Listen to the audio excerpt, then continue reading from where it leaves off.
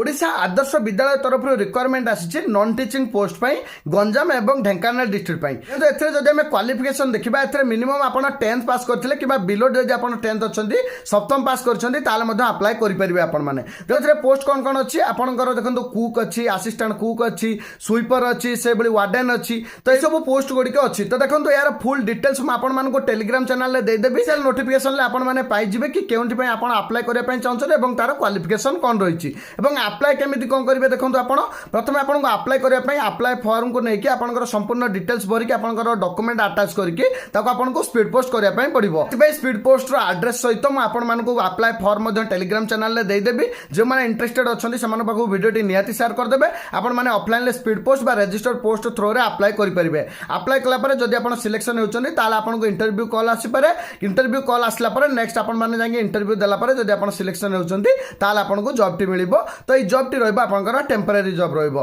तो सेहि भली जदि आपण अप्लाई करिया पय चाहउचंती ताले 15 तारिख पूर्व आपण माने अप्लाई करंतु तो अप्लाई रो फॉर्म सहित आपण को संपूर्ण डिटेल्स आपण टेलीग्राम चैनल ले पाइ जिवे जदि किछि डाउट थाए ताले मते फॉलो करके डीएम कर देबे आपण मानकर डाउट मु क्लियर कर देबी वीडियो को नियाती शेयर कर देबे देखा नेक्स्ट वीडियो रे फॉलो करबा पय जमा भूलबेनी। थैंक